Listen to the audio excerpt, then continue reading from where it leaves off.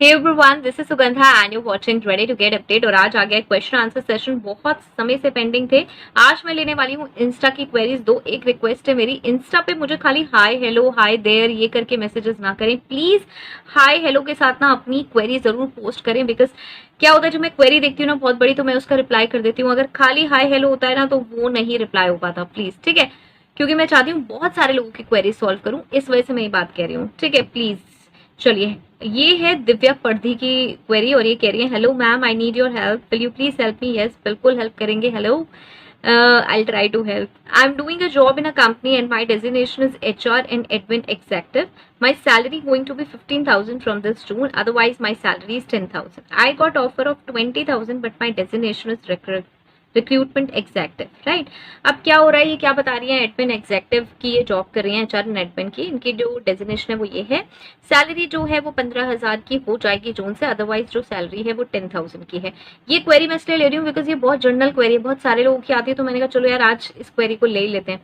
I got offer of 20 but my designation is recruitment executive. इन्हें ये एक offer आया है 20,000 का, जो रिक्रूटमेंट एग्जेक्टिव का आया है। देखिए ये कर रही है अभी एचआर एंड एडमिन एग्जेक्टिव, जो कि जनरल प्रोफाइल है एचआर का। और अब जो इन्हें ऑफर 20,000 की सैलरी का आ रहा है वो आ रहा है रिक्रूटमेंट एग्जेक्टिव का, ठीक है। अब इनके पास दो ऑप्शन हो चुके हैं।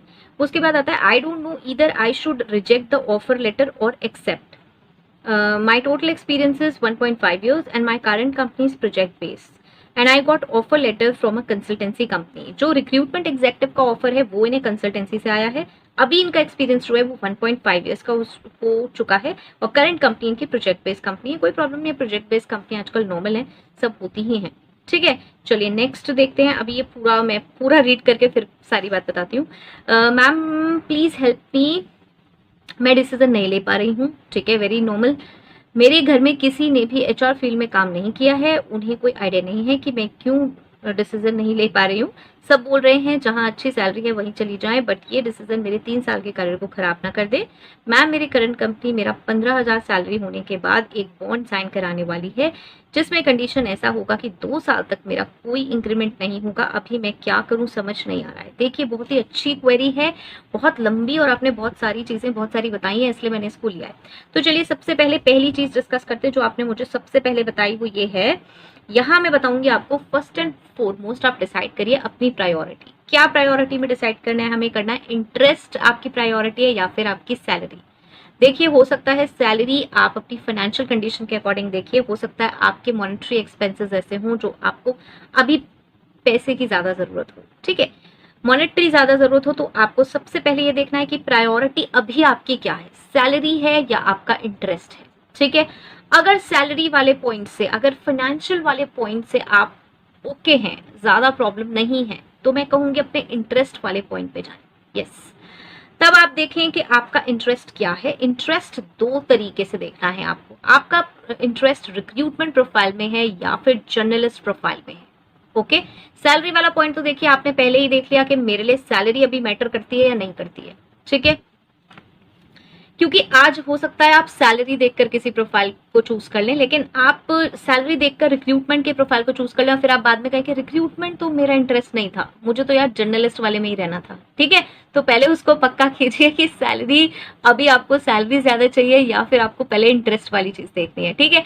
वहीं से आपका एक्चुअल डिसीजन निकल कर आएगा, ये कोई भी आपको नहीं बता पाएगा, क्योंकि हर कोई आपको ना वहीं से सजेस्ट करेगा। क्या सजेस्ट करेगा, वो यही सजेस्ट करेगा कि भैया सैलरी ज्यादा मिल रही है तो वहीं चले जाओ। लेकिन क्या होगा उसके बाद, आप क्या करेंगे उसके बाद, जब आप रिक्रूटमेंट में काम कर लेंगे, आप कहेंगे यार रिक्रूटमेंट तो मेरा इंटरेस्ट था नहीं, मैं तो जर्नलिस्ट में था, क्योंकि जर्नलिस्ट में भी आपको रिक्रूटमेंट का काम मिलेगा। लेकिन अगर आप एक रिक्रूटर बनते हैं तो फिर रिक्रूटमेंट से ही रिलेटेड ज्यादा काम मिलेगा और वहां फिर बहुत सारे लोग परेशान हो जाते हैं। तो पहले अपना इंटरेस्ट देखें, अच्छे से सर्च करें, रिसर्च करें, उसके बाद ही ये डिसीजन लें, ठीक है।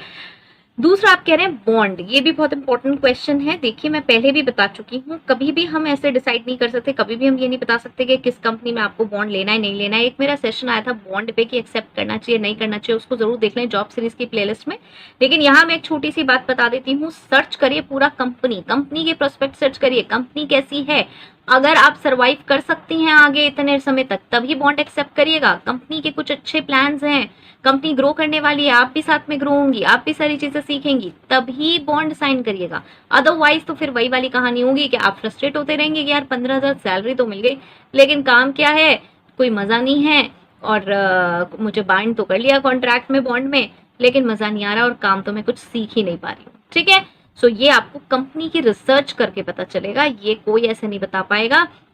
अगर कंपनी के अच्छे प्रोस्पेक्ट्स हैं, बहुत सारे लोग बहुत समय तक कंपनी में काम करते रहते हैं बिना बॉन्ड के भी, अपनी इच्छा से, क्योंकि कंपनी अच्छी होती है, ग्रोथ में हेल्प कर रही होती है, बहुत सारी चीजें सिखा रही होती है, राइट, बहुत सारी मल्टीपल प्रोफाइल्स पे वहां काम हो रहा है, बहुत अच्छी ऑन बोर्डिंग प्रोसेस है, बहुत अच्छा काम है, पेरोल अच्छा है, सब कुछ आपको अच्छा मिल रहा है, तो फिर कहीं और जाने की जरूरत क्या है, सीखने को तो मिल रहा है ना। स्टार्टिंग के करियर में बहुत इंपॉर्टेंट है सीखना चीजों को। बहुत सारे लोग यही देखकर वो जाते हैं। अभी मैंने किसी पोस्ट पे देखा भी था, किसी ने रिप्लाई सा किया हुआ था कि भाई क्यों लोग कॉम्प्रोमाइज करते हैं अपनी सैलरी पे, जब सैलरी अच्छी मिलती है तो उन्हें सैलरी पे ज्यादा फोकस करना चाहिए रादर देन पोजीशन पे, रादर देन सीखने पे। वो लिमिटेड होता है, स्टार्टिंग में आपको बहुत ज्यादा सैलरी मिल गई, आप आ गए, लेकिन एक स्टेगनेंट पॉइंट पर आपकी वो सैलरी स्टेगनेंट ही हो जाएगी, मतलब एक पॉइंट पे आके वो स्टेगनेंट हो जाएगी, उतनी हो जाएगी, और उसके बाद क्योंकि ज्यादा कुछ आपने सीखा नहीं है इसलिए आपको कहीं ग्रोथ नहीं मिल पाएगी, और फिर आप कहेंगे मैं तो स्टक हूँ यार, जहां से स्टार्ट किया था, स्टार्ट तो मैंने बहुत अच्छा किया था, लेकिन अब मैं एक जगह आके स्टक हो चुका हूँ, स्टेगनेंट हो चुका हूँ, राइट। सो इसलिए ये कंप्लीटली आपको अपने अकॉर्डिंग देखना है। आई होप सो मैंने आपकी क्वेरी बहुत अच्छे से सॉल्व कर दी है। अगर नहीं हुई हो आप मुझसे कमेंट बॉक्स में अभी दोबारा भी पूछ सकती हैं।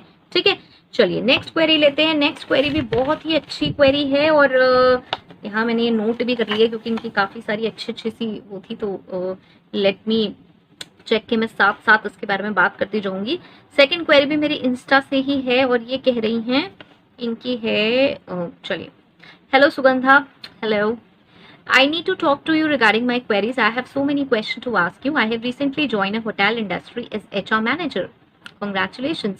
And I am facing so many challenges on daily basis, like how to hire in bulk, how to get resumes, how to download data for calling, how to contact freshers for job training, how to contact hotel management institutes. My precious HR previous, sorry, ये इन्होंने precious लिखा है, previous है ये. My previous HR just left without any briefing and handover, बहुत ही normal है, and no portals for hiring he has given to me, and I was in corporate where I was provided with the portals and all, where I was provided companies portals for filling the vacancies, but right now I'm feeling very helpless because I have decided to go in HR, that too without any godfather. यार please I need your this, okay, इन्होंने mention किया हुआ है बहुत सारी चीजें और भी, ठीक है, वो डिटेल्स बतानी कोई वो नहीं है, जरूरी नहीं है। और इनकी क्वेरी बेसिकली बहुत सारी चीजों से रिलेटेड है। इन्होंने as an HR manager join कर लिया है जहां पर चीजें ऑर्गेनाइज्ड नहीं है, और इन्होंने मुझसे कुछ क्वेश्चंस पूछे, तो चलिए ठीक है, कोई प्रॉब्लम नहीं है। और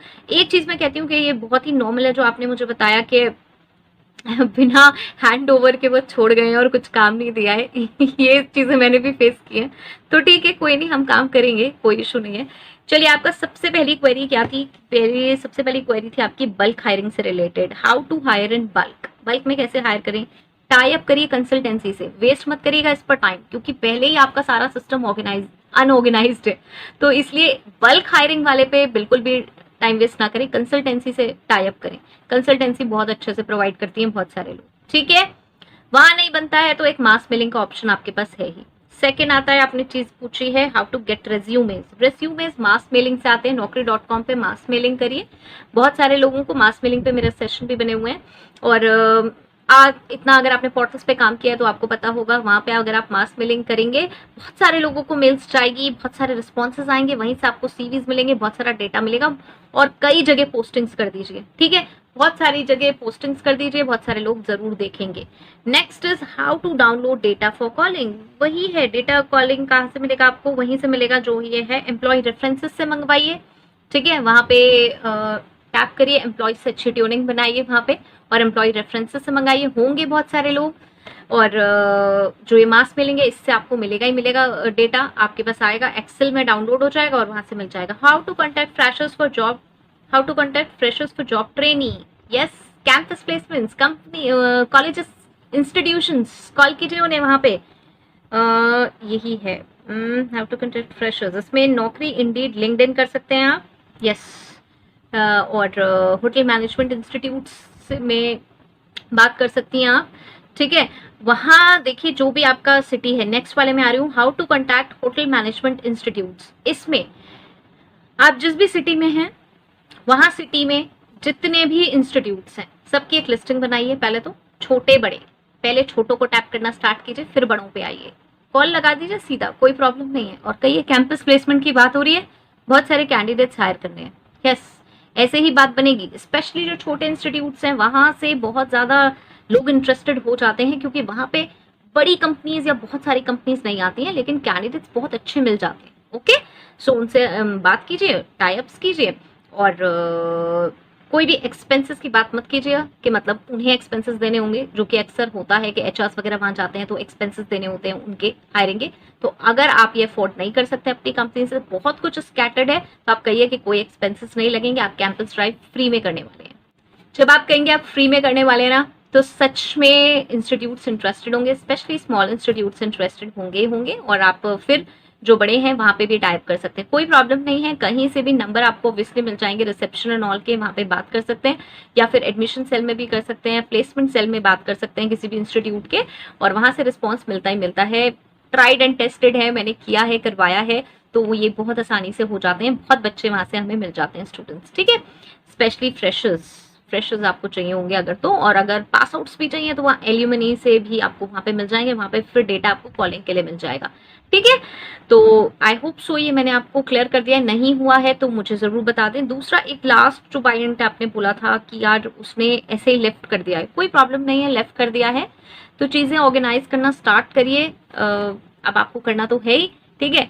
तो कोई प्रॉब्लम नहीं है, कंसल्टेंसी से टाई अप जरूर करिए, डेली बेसिस पे सबसे पहली कॉल आते ही, आप 9 आती है 9:30 आती है, जो भी टाइमिंग आती है उसके आते ही 15-20 मिनट्स बाद डेली कंसल्टेंसी को 2 बार कॉल लगाइए, बहुत जरूरी है। कंसल्टेंसीज कई बार रिस्पॉन्ड नहीं करती हैं, लेकिन जब आप बार बार उनसे कॉल करते हैं तो वो भी लग जाती हैं आपके काम पर ही, क्योंकि उनका भी कमीशन उसमें होता है।